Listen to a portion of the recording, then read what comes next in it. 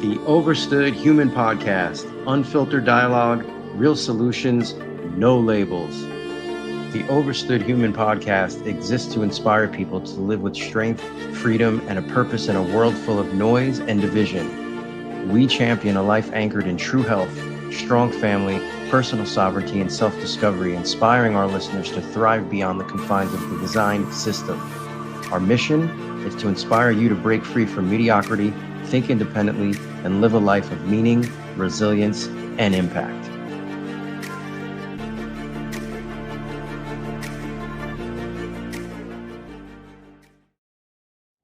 Hello, everybody. I am Frank Tortorici.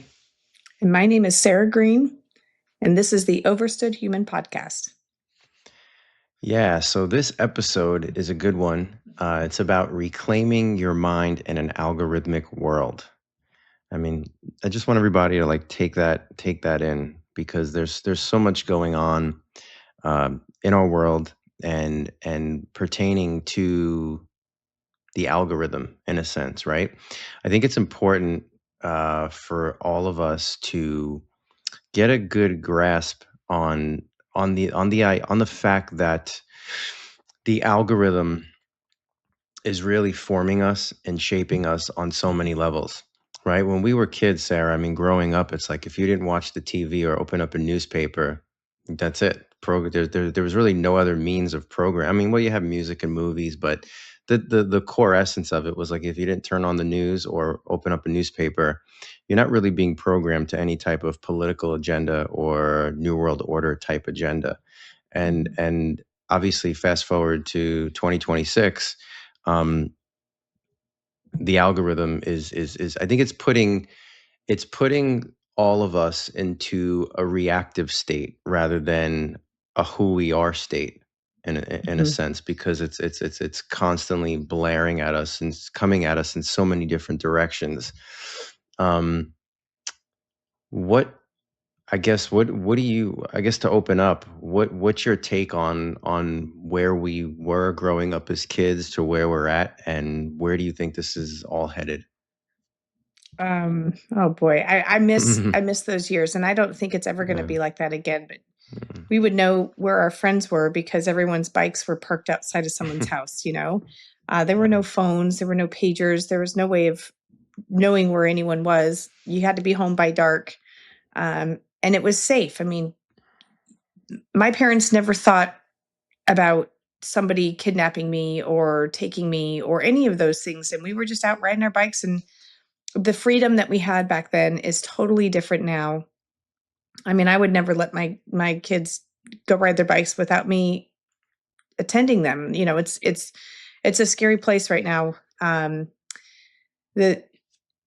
MK Ultra is truly in effect, right? We get these things like shown in our brain over and over and over. I mean, I can talk about something with somebody where my phone's not even near me, and I was talking about furniture. And all of a sudden on my social media, every single ad was couches. My phone wasn't even near me, but all of a sudden the conversation that I had minutes prior was now showing up as my ads. I mean, we're being monitored, traced, tracked all the time. And the world is it can be a bit scary and overwhelming. So I miss those days. I mean, it's like you got to get back to that almost country lifestyle where everybody knows everybody and everyone's going to protect everybody. I feel sorry for my kids. I'm sure you feel the same. And then we just think about I've got a grandson. So what world is he going to grow up in, and what world are his kids going to grow up in? And so it has not gotten better. That's for sure. Yeah. That's for sure. Yeah. And it's, because of the cell phone, I think when we start there, just with even the cell phone, on how much we've integrated with technology, right? It's like, so many people, you obviously hear, oh, the microchip is coming, and it's like, dude, we're kind of like have an external microchip already. I mean, it's already here in a sense. We are microchipped, and it's just not in us yet. But if I'm a betting man, this will be sold. This will get smaller and smaller and smaller, and we will get sold at some point, probably like our couple more decades where this will be the size of a grain of rice, and they'll sell it like, oh, for a convenience aspect, and you no longer have to carry a phone, you don't have to look for it. Let's just, all your banking, all that is just right there. I mean, Mhm. I can see that happening as a possibility in our lifetime. I think we'll see that in our lifetime for sure. Yeah. Hopefully at the very tail end of it, because I really don't want. But I say that, and then like it makes me sick to my stomach knowing that I have a child that has to live in that as a reality. It's such a bittersweet thing. Yeah. Um, and all this stuff with AI, right? It's I mean, we've all been using it in a sense, right? And you Google something, and you get all the information on the spot, right? If you're using ChatGPT, it's just kind of pulling from all those resources, right, for information. What blows my mind is to see how people are accepting it on so many levels in their life. Now look, I get it. Like for example, I have a client who's a big real estate developer. So he said, he'll use it for like documents and things like that, and then send it to his secretary and have her refine it. So like things like that from a workflow, for legal documents and stuff like that. I mean, I can see its value, but although still, even on that notion, it's going to take someone's job away someday. Just even like on that, in that context alone, right? But what I'm starting to see, and I don't know if you're seeing this on social media, people who are in our world of holistic health. I'm pretty amazed to see it, how many of these people are now like not even writing their own stuff. You can see right on the top it says AI. Um, uh, you can see people's their formats of their video. I mean, because everyone's starting to sound the same. You can tell that they're totally like typing up, getting scripts from like a Chat GPT, and then just putting it on a teleprompter on their phone and regurgitating. I mean, you can see and hear the difference now. Um, Mhm. and it's pretty mind blowing to me how people are welcoming this, in our space. People who are like quote unquote freedom fighters, and medical freedom and body autonomy. It's like, you're letting this in a sense. And I think we've touched on this before too. It's like the the AI is now speaking for people who are being credited as free thinkers. And that gets to be a scary situation for the people that look up to us for like guidance and information and inspiration. Um, are you seeing anything like that on your end? Because I'm definitely seeing it a lot more than I'd like to.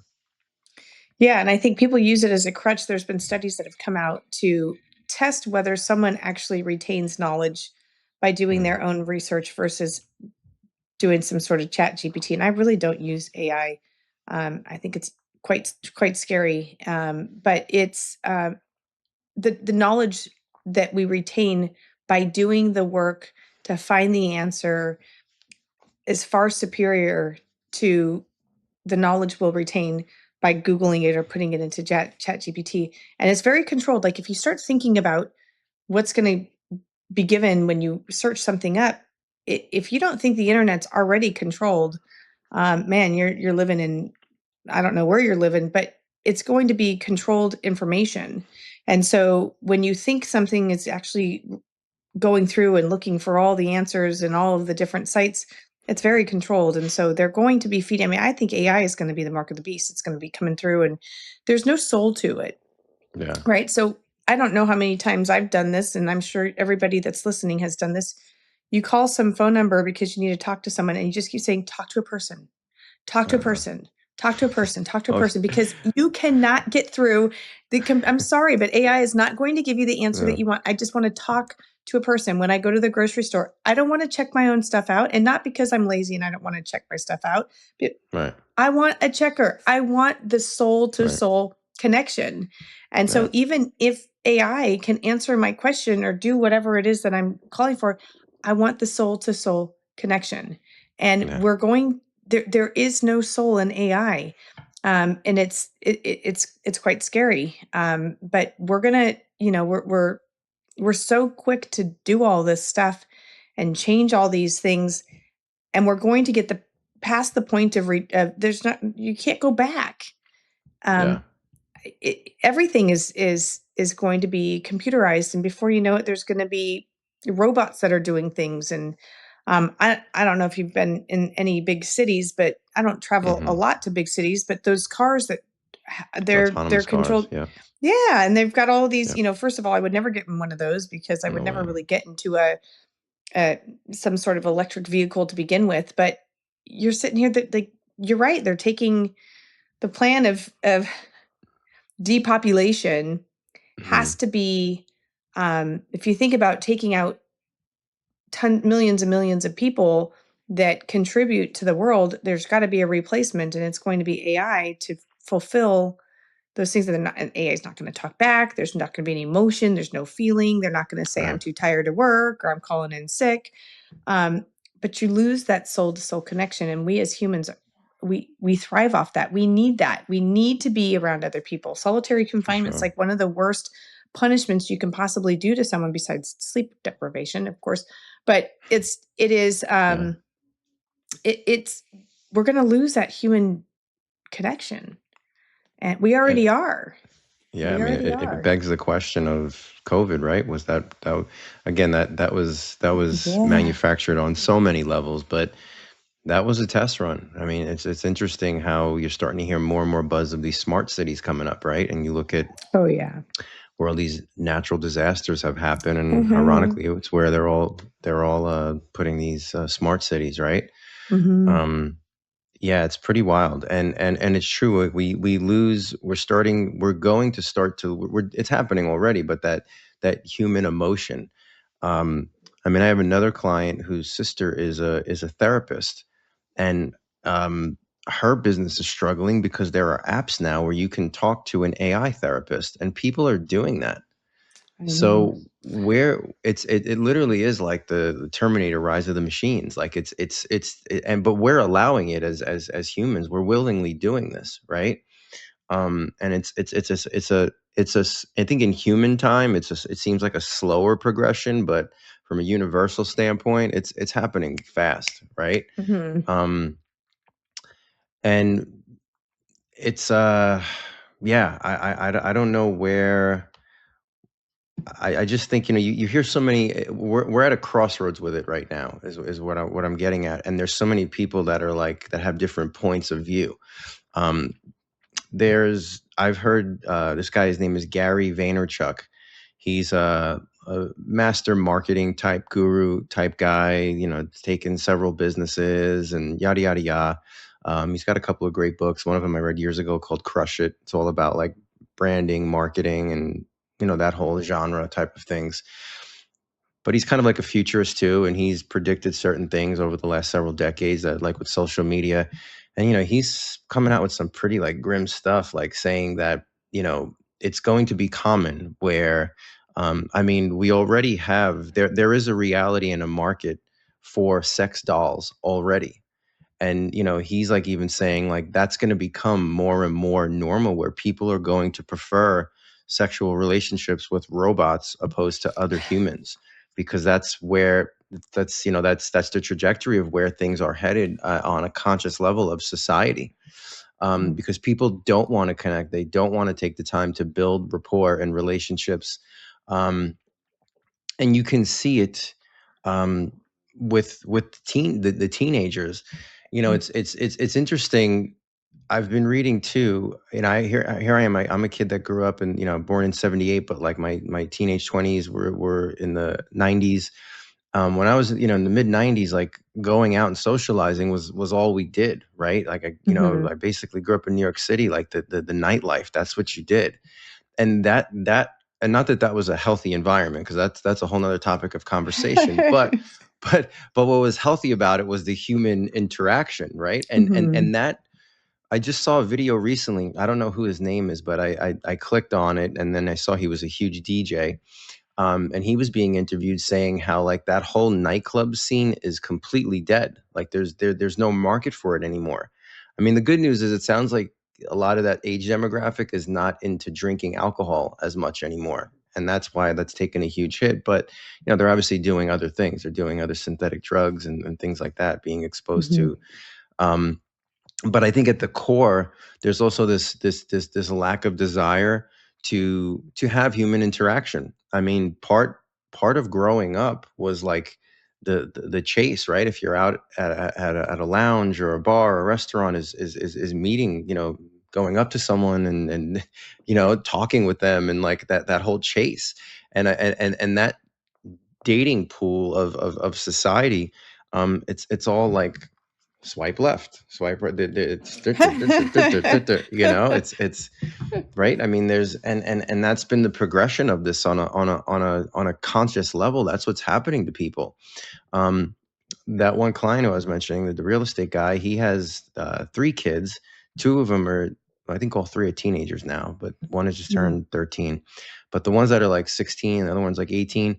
He's like, I can't, I can't believe when I see like my daughter, like these guys, like they're so feminine. They're not even like trying to like date We've talked about girls. that. Mhm. And when you see them like with groups of girls and boys like hanging out, it's like the boy, he's like the boy, like you go to these parties and the boys are sitting in their corner and then like they're all on the phone or they're like mosh pitting together, like no interest in even like connecting with females.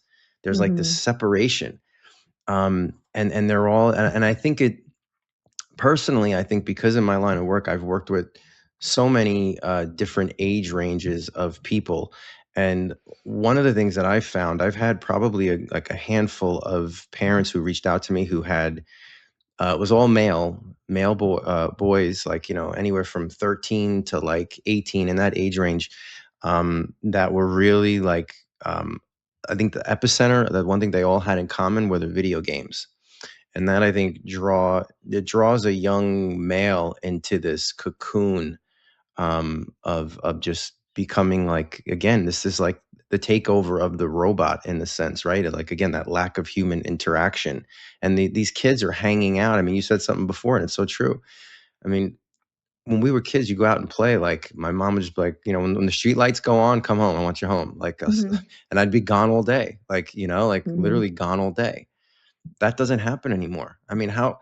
What, I can't even remember the last time I was driving my car and I had to like go through a street where kids are playing like kickball on the street and like like 15 kids. Like Mhm. that was my neighborhood growing up. I mean, we spray painted bases on the street to play baseball. I mean, like we were out there all day long. Like you don't see that anymore ever, you know? No. And that seems like that's, again, and we've touched on this before. I mean, this thing has been a blessing in so many ways. I mean, if it wasn't for this thing, you and I would never even have met the way we Right. met or connected. So there are obviously blessings to this, and productivity aspects of it. But like I always say, like when the government allows you to have something on, this is the surface, right? Like, oh, I can use this, but let's look at the tentacles behind this thing. This is why the tentacles are why we're allowed to have this thing. And we have to Mhm. really like overstand and dissect the tentacles attached to this thing to really try to reclaim our mind and more importantly our soul, because as a society to technology, we are in fact losing it, you know? Absolutely. And yeah, I mean, if you think about the global plan of depopulation and one world order, this plays a very key role into it because if you don't have younger teenagers and young adults interested in the other sex, then you're not going to Mhm. populate, right? So Yep. you make it Yep. so that it's so uncomfortable to have an actual face-to-face conversation because nobody knows how to do that anymore. Mhm. That they don't know how, they can't do that. And then there's, I mean, I have people I know that it's an addiction. It's Yeah. an addiction to the point that like it's a fake thing. Like I have been with people, I have dated people that their phone is far more important than any sort of human to human contact.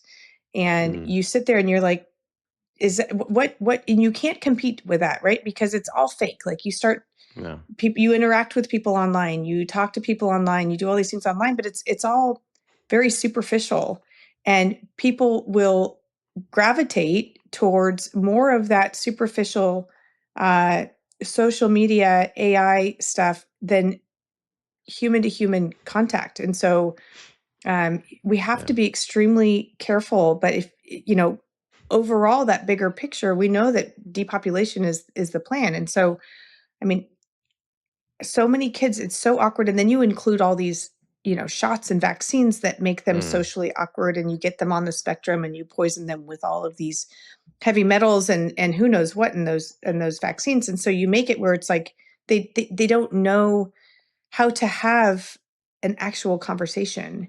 And so Hmm.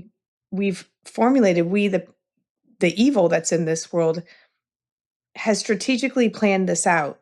Um, you have an Android phone, I can tell. I've got an Apple Yeah. phone. I don't think I'm ever going to get another Apple. But if you look at the Apple phone, what is the Apple symbol? I Yeah. mean, it's Yeah.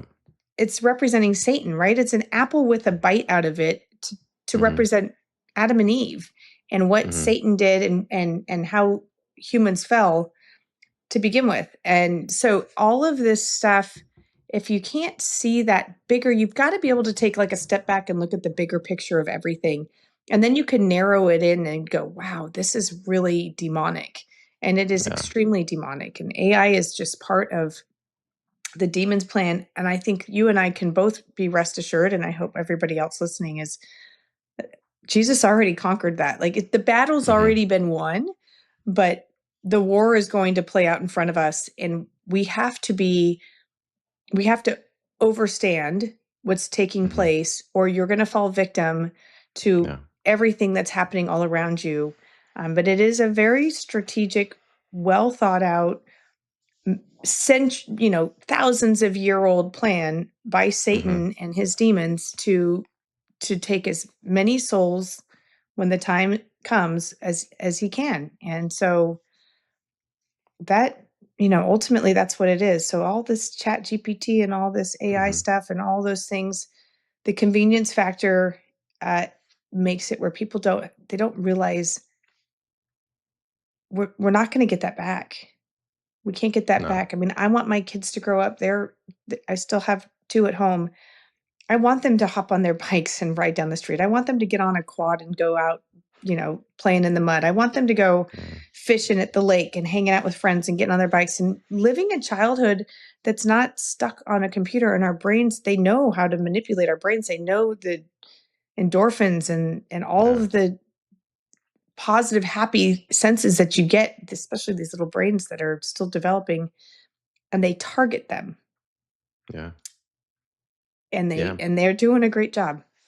They're doing a great job. And, you know, when you say that, like, this is, you just said something that sparked this thought on me.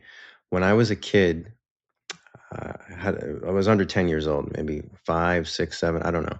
But when I was a kid, I remember my parents took us to what's the one in Florida? Disney. That's Disney World or Disneyland. I don't know. I get them Disney confused. The one World, from yeah. Disney World. And we went to Epcot Center. Have you ever Mm. been? Were you ever to that? Were you ever into that ride Mm-mm. in the ball of Epcot? Mm-mm. So I'll never forget it. And it's like it was just like a slow moving thing through this dark ball. And you saw like all these like different types of scenarios of life and cultures. And I'll never forget one of the portions they had in the ball was a family. Um, they showed like two people on a device FaceTiming, right? And they showed like a handheld device of like actually like talking. Um, and this is, back in the 80s, again, shocking Disney, right? Like that they had the clue on that, right? That was to come. Shocking. Um, so, this stuff, it's like I like to think that the type of cell phone that I hold in my hand right now was probably a device that was used like within the CIA, probably like in the early 90s with this type of capability, Mhm. you know, like with this type of capability. And then, obviously decades later, the peasants get access to it once it's refined and they're able to actually monitor every single thing on it, right? Yeah. Um, so it's a slow growing thing of how they leak it out to us and allow us to have access to it, and how it could be marketed. Um, and I think like another thing of this picture, when we go back to the children, um, you look at, again, and it's all by design, right? You look at like the accessibility of crap food, of mindless music, of mindless movies, culture, art, like everything, like the soul has been stripped out of like art in a sense with of anything with substance, right? So that's what these kids are like growing up on as well. So you look at that, what that does to the mind. I mean, I know that I've always slept well. It wasn't until I purchased my first smartphone in 2009 that I started having sleep issues. So I've been having sleep issues since Mhm. 2009 with being able to like shut my mind off at night. Wow. So if it's done that in 2009, what was I, 30, 31? So if I'm 30, 31, and it did that to my mind, what is this thing doing to a kid who's 10 or 11 years old that Yeah. is getting access to this? And then that 10 or 11-year-old kid is maybe going home and playing video games. And that Mhm. 10, 11-year-old kid, while they're playing video games, they're munching on a bag of Doritos with like a Coca-Cola or a Pepsi. And Right. then that same 10-year-old kid that's munching on that, playing video games, has this device, now all of a sudden can't focus at school. And guess what? The teacher calls the parents and says, "You know, little Timmy, I think, has attention deficit. They can't focus. Have you ever get him checked out for that?" They bring him to a doctor. The doctor says, "Oh yeah, you know what? Yeah. He does." And they start pumping the kid out with whatever it is, Adderall. I don't even know what they give for that, but start pumping them with psychiatric meds. Mhm. Now this kid, now little Timmy's got his mind warped with psychiatric meds, and then he's going home and playing like Grand Theft Auto. And then we wonder Yeah. why, like, oh wow, why are these kids so prone to violence and just pulling out a gun and shooting people? I mean, yeah, there's Mhm. there's these kids that are part of like MK Ultra programs that they don't happen organically, but then there's the kids that just they're so desensitized to any of this stuff because their mind is altered from the psychiatric meds, from the technology, and it just snowballs into like this whole. And then society's like, oh, why is this happening? This is tragic. Prayers and Mhm. thoughts. It's like, no, Mhm. like there's no mystery here. There's not a mystery. 2 plus 2 is Yeah. 4. I Yeah. mean, like, Well, and I think it, they started even before that where they make it financially unreasonable for one parent to stay home with the children.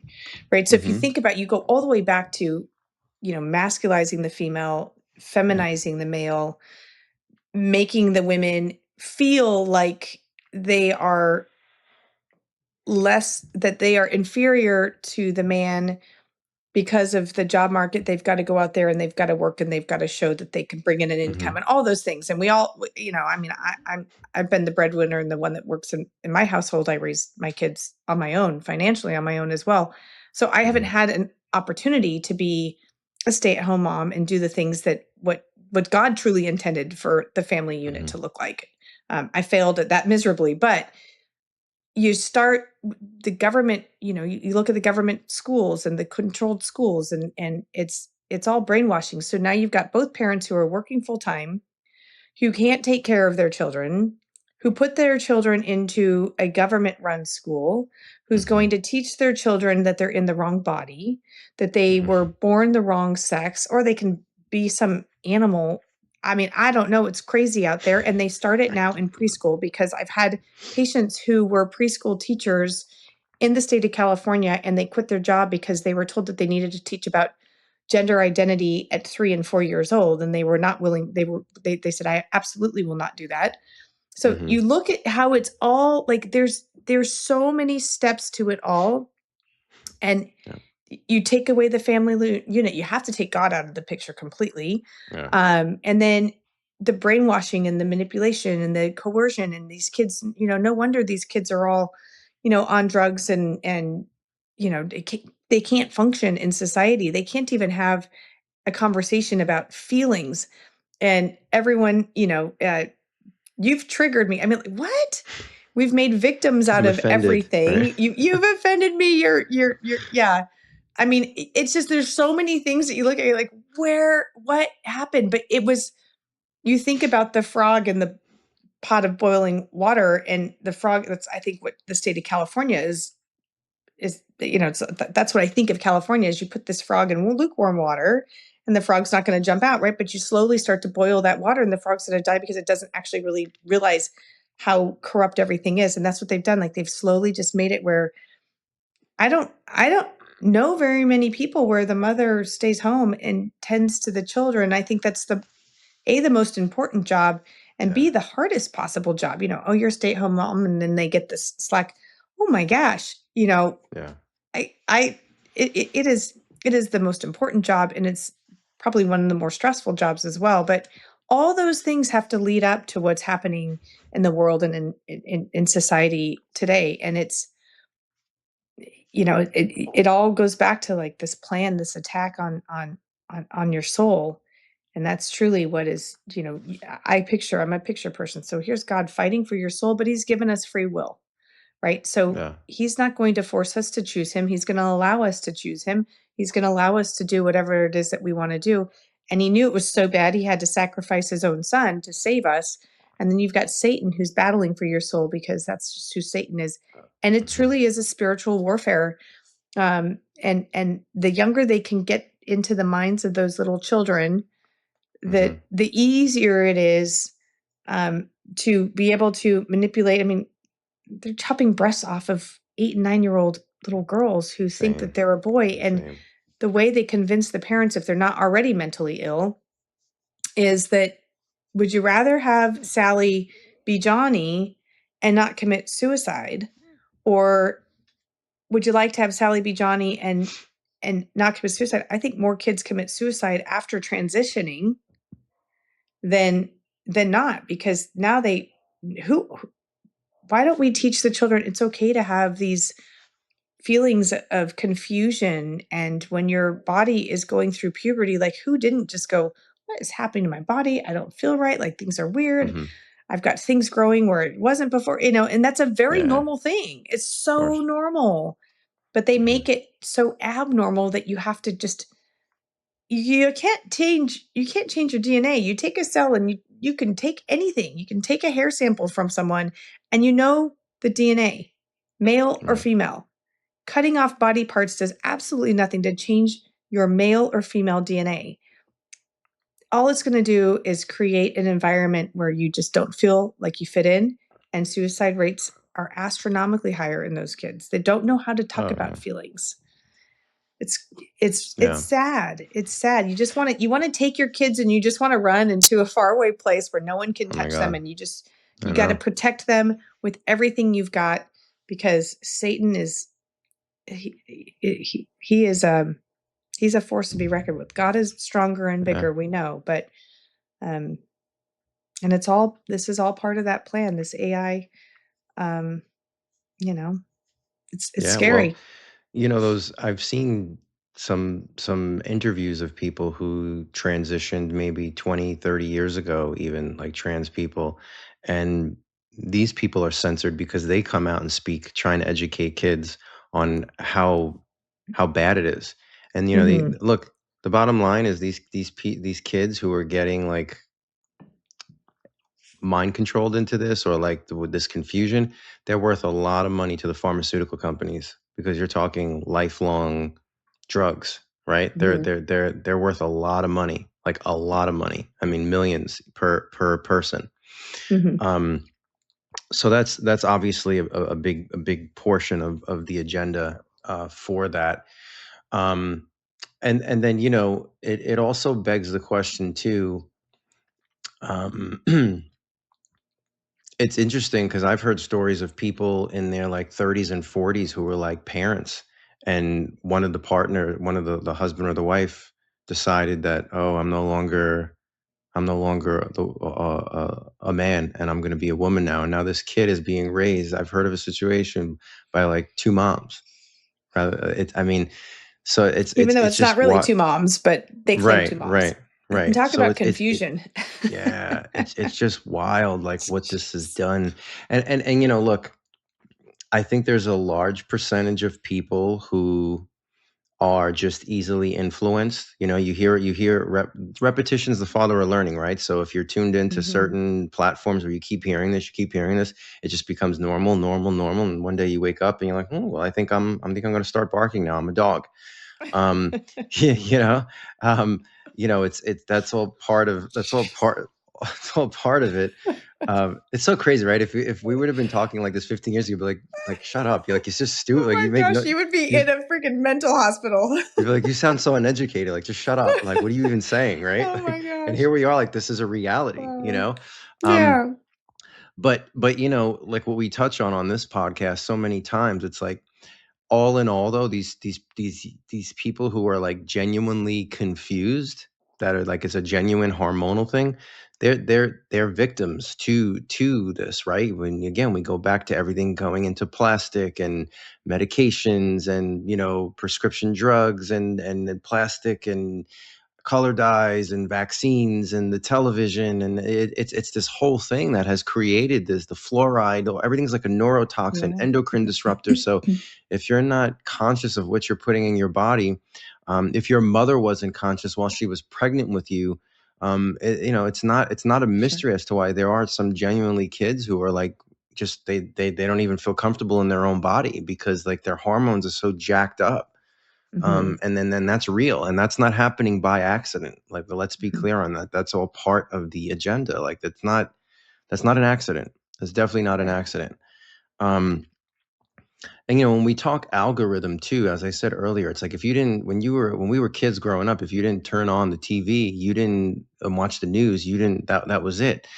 Um, and it's interesting because no matter who we are, no matter what our beliefs are, um, we're being programmed like on these devices, right? Like, if I, every now and then I'll try to like watch videos or something like that on platforms that I completely like don't agree with, just to kind of like get the perspective of what's going on the other side, especially since we've been doing this podcast, because I want to see both sides of it. Yeah.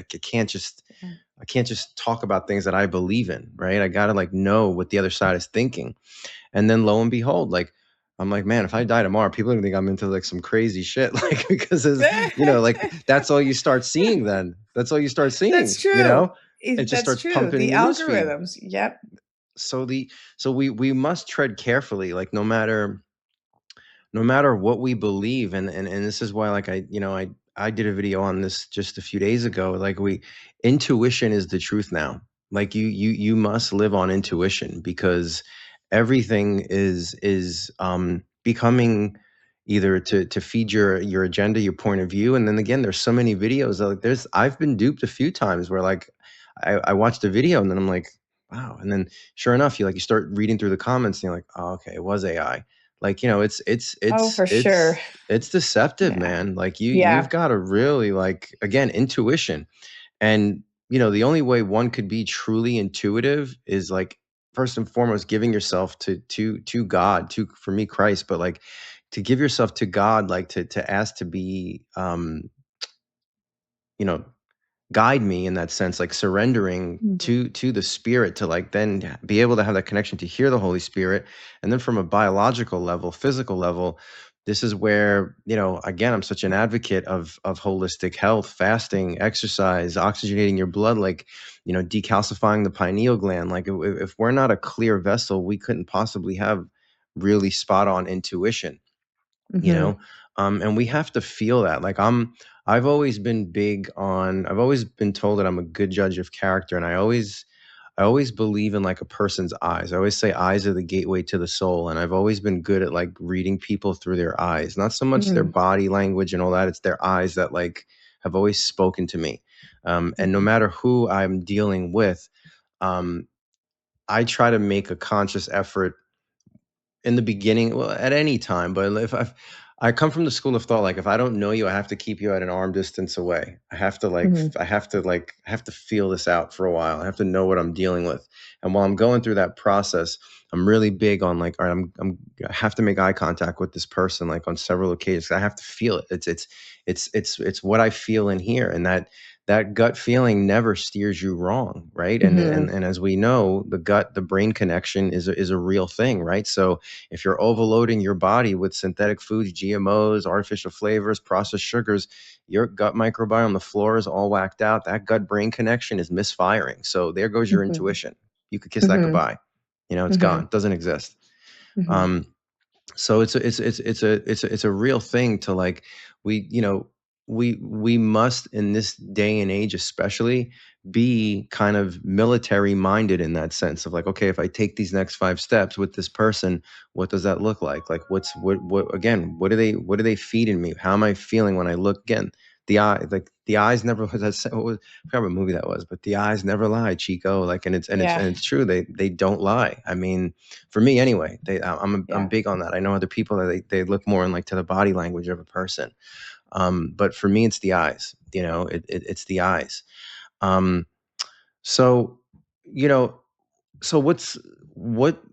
Let's dive into a little bit of I guess of a solution on this. Mm. I know we touched on God as first and foremost, right? But what are things like, because again, even if you have, I know many God-centered people that are just addicted to this stuff and their algorithms feeding them. So that's not the only solution either, right? Because Yeah. our patterns like we have to take accountability here. It's like and we've touched on this before, there's too many people that over these last 6 years, and I'm sure you've had people tell you this too, as a disciple of Christ, I can't sit in the corner and just be silent, right? No. That's the No. easy way out. Right. That's the easy And way that's out, what some people right? take, but yeah. Yeah, that's not what I signed up for. Right. That's not my calling. That's not what my gut tells me to do. Therefore, I don't do that. Mhm. But so I know so many God-centered people that are still just like immersed, being controlled by the algorithm. So Mhm. what are like one or two things that you think that someone can take away from this that they can actually implement to try to start really becoming more humanized again? Anything that like jumps out at your mind that you can touch on? Yeah. I mean, if you have a job or a lifestyle that you can disconnect completely from your phone, because I think it's more the phone, it's so convenient, right? Yeah. If you can disconnect from your phone and take a day off, and I've got patients that, I need to be available for them at all hours of the day, truly, but it's so freeing when I can just put my stuff down and I can get away from it. Go for a Mm, hike, go for a run, disconnect from all of that stuff. I ran my marathon. It's been a couple weeks now, 3 weeks maybe. And I had, besides the fact that I was in a location that had no internet at all, which was amazing, mhm, um, I put it on airplane mode and I was able to just go. Downloaded a bunch of, Christian music, and I tuned out. I didn't My mind just went to happy places, and it was a beautiful thing. So if you can literally just leave your stuff at home or put it away, um yeah, I think that's a start, right? I used to go on mhm, social media a lot back in the day before I even really had any platforms, and I would find myself on it when my kids are asking me questions and we need to do a spelling test, and I'd keep going, and I'm like, this is crazy. I would delete the app on my phone. I can't have, I would say to myself, like, I know that my personality is an addictive personality. I just got to get it off my phone. And mhm. for a few days, it was kind of like, what am I missing out on? You got that FOMO feeling of like, Yeah, oh my gosh, I'm not catching up with everybody. But you go back to it and you're like, I didn't miss a beat. It's all the same yeah, stuff. It's just noise. It's just yeah. noise. If someone's really that close to you, they're going to have your phone number and they're going to connect with you. But Mhm, it's just noise. And, you see like people posting what they're eating for the day and I stopped and got gas station here. And look, it's like, it's just noise, but it's taking you away from true human connection with your family, with your kids, with your loved ones, with your friends. So I think taking those moments of just getting away from it and not being on it is so freeing. I yeah, actually don't go on social media all that much. You would think I do because I post every day, but I don't actually post every day. I record for a few hours with my social media gal, and she takes those 2 hours of recordings and then she puts posts up every day. I don't. mhm, I really don't go on all that much. I can't. I have to separate it, because if I yeah, go home and I'm sitting here answering all these things on social media, I'm missing out on my kids. I'm missing out on what's going on in their lives. And if I have to be if I have to say what to something that one of my kids said to me because my mind's focused somewhere else, then I'm not doing my job as a mom. So yeah, truly putting your phone away, it's hard. It's really hard to do. But then yeah, shutting that off, and you get FOMO, you fear missing out for some time, and then you're like, oh my gosh, it's so freeing. And yeah. the world keeps spinning. It's like a soap opera, I don't know back in the day watching soap operas, but you could Mhm. literally miss 3 months of it and turn it back on, and you know exactly what's happening because nothing's ever changing. It's just all noise. And Right. that's how I feel about a lot of the social media stuff is, I think that at least for me, that's huge. Just shut it down, Yeah.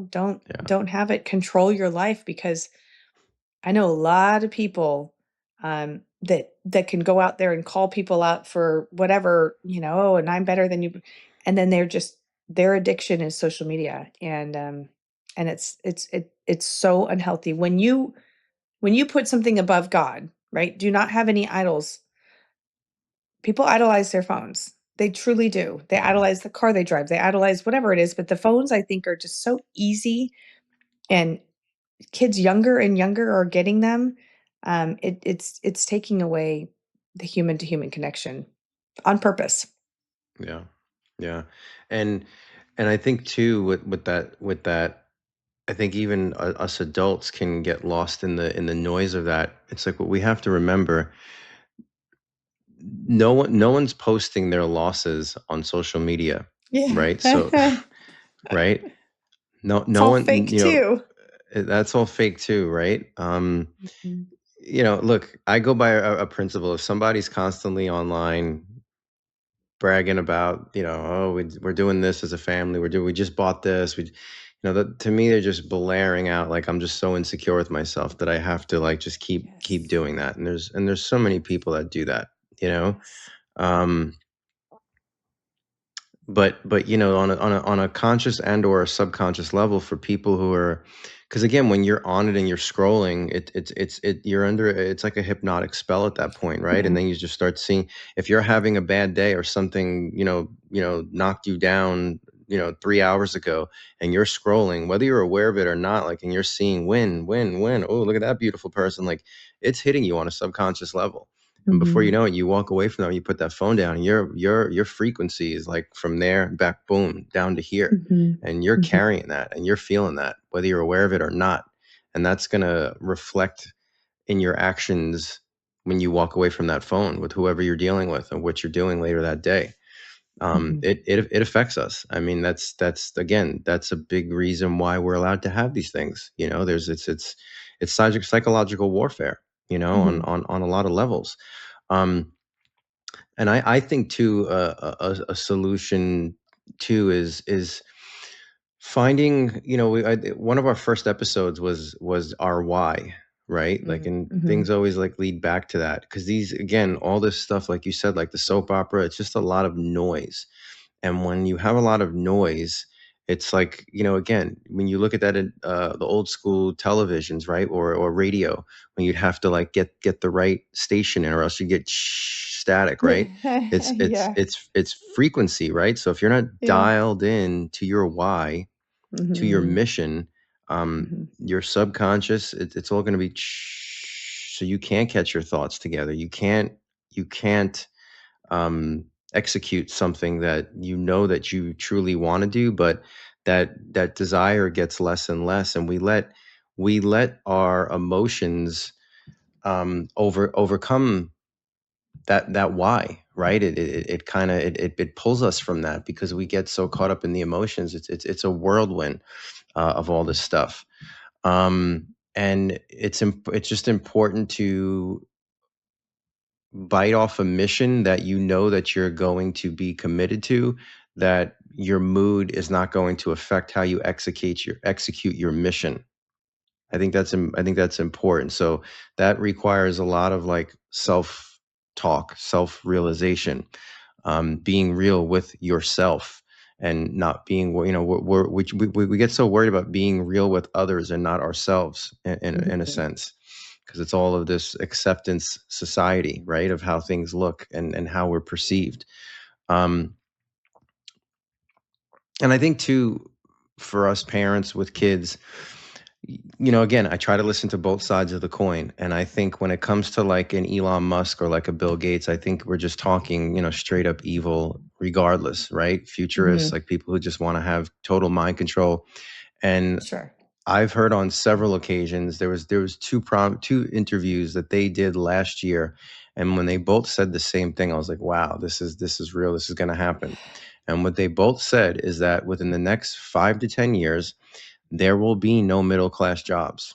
They will be obsolete. You won't, if you're middle class, you will not, they said, we will literally get, and they were kind of like word for word the same. We will get to a point where we will not have to work. We will work if we want to work. We will have everything we need given to us from our government, because Mm. all of those jobs that kids are going to colleges for and building up all of this financial debt, those jobs are going to be obsolete. They're not going Mhm. to exist. So now it becomes a matter of, where do we guide our children? Like, well, there's, our engineers, are they going to go anywhere? Electricians, plumbers, um, you know, uh, doing what you do is not going any. You need that human aspect of what we do, right? But that playing field of what a kid wants to do when they graduate high school, of like all these opportunities, it's really gotten small, and it's and Mhm. it's going to get smaller and smaller, according to Dr. Bill Gates and and Elon Musk. And when these guys when they say stuff like that, like, you better listen, because they Mhm. tell you, they're mouthpieces for this. They're mouthpieces, like I said, for the tentacles to this thing. They are the mouthpieces for this type of thing, amongst other people. So you must take it seriously, and you must take the information and try to figure out how to navigate around it. Take it Mhm. and utilize it to navigate down the battlefield, if you will. But if you just shut it out, I mean, there's too many people have that mindset of, oh, that doesn't affect me, I'm not paying attention to it. I mean, so many people throughout my life, you're too serious, I can't listen to you. I'm going out. I can't take this conversation with you. I'm like, yeah, but you don't understand. Like, look, like, and like, different strokes for different folks. But Mm. that's what we're dealing with here. Um, so I think what I want to end this with, for me, and I said this on the live, I think this past week, and it just goes back to that, because as I'm saying this and hearing what you're saying, I just think a real solution. I'll say for me, you guys can take it for however you want it. I think a solution for me is to continue to really be aware of who I am investing time with conversation. Meaning, again, with all this going on, I do not have the luxury to try to convince any one of you to think the way that I think, because the way that I think isn't the right way. It's just my intuition and what works for me, of how I think this is all going to play out, right? Um, so it's important for me to make sure that I'm having this. I'm putting energy into conversation with people where our beliefs are somewhat aligned, because we see the vision of where things are going, and that's where opportunities will present themselves. I mean, there's so many videos popping up I'm seeing of people building off-grid communities. Costa Rica, I've seen different states, like just farmland, like people are doing it. And that's where, like I say, that's the blessing of this thing. That's why it has to be used properly, you know. Mhm. um, but if you take the path of just sitting silent and not engaging with like-minded people, you're going to miss the boat, and I'm not going to do that. And Yeah. as I said, like, me doing what I do, yeah, I've suffered so many repercussions on social media during COVID, but that's what helped me to maneuver out of Los Angeles. Like I Mhm. said on the live, I think when we talked, I was out of LA July of 2020. I mean, COVID really Mm. hit March of 2020. I was out of there, and I was able to do that because I had connections in Idaho, Arizona. Like, I was able to maneuver and figure out where I wanted to end up. But if I stayed silent, I would have just been like, what do I do? I wouldn't have anybody to reach out to. So where this is headed, who truly knows? I mean, we can all gauge on it, what we touched on in this episode, and what Gates is saying, and Musk, and whoever else. But I think at the core, do not lose your ambition to have human interaction and Mhm. conversations. Even though we're on Zoom, our conversations, you and I, it's a human to human, and we share ideas. And even off camera, when we speak, it's thought provoking, and it's going to lead to solutions for us and for people that we care about. And that's Mhm. what it comes down to. So we cannot shut down to these things and feel like it's winning, although it is on a large percentage of society. But that's where you must be comfortable with being the black sheep in this craziness of it all. Yeah. And you know, you need to be comfortable with standing alone and standing with just a select few. It's not about the quantity of your circle, it's the quality of it. And that's how I foresee this playing out for myself. I want to, I'll say it at that. Take it for whatever it's worth for any of you listening to that. Sarah, I don't know what you want to close off with. Yeah, no, I agree. And who you hang out with for sure. And you want to find your group. You want to find your circle. You want to find the people that are going to back you, and you're going to back them when things happen, because things are going to happen. And so, and you're right, going off grid and having a community and having some sort of regenerative farm and doing all those things that we've talked about, but now you've got to actually put action to thought processes. And so, if you don't put action to it and you don't start moving forward with that plan, then you're going to be caught off guard when it happens. You're going to say, man, I wish I had done that. I knew it was coming. So, but and you're right too. Like, don't get busy with the noise of all the naysayers and trying to convince anybody right now. Planting the seed is important, but they're going to have to come to that realization on their own. They're going to have to realize the depths of the devil in this world, and then choose light over darkness. And that's going to be something, and choosing light over darkness is often meaning that you're standing alone. You're never alone, but you're standing alone because the masses will follow the world and what's in the world. And oh, well, you're not just forming, you need to form to what the world is doing. No, you actually don't. This is not our home. This is a temporary place for us to be. This is when you get comfortable in this world, then you've lost. You've lost. So staying uncomfortable in this world, because it is not a place that we will be forever. It's very short. I want to make sure when I see my maker that he's proud of what I've done and that I'm not ashamed of what I've done. And there's many things I've done that I'm ashamed of, but thank God for the blood of Christ that can wash me clean.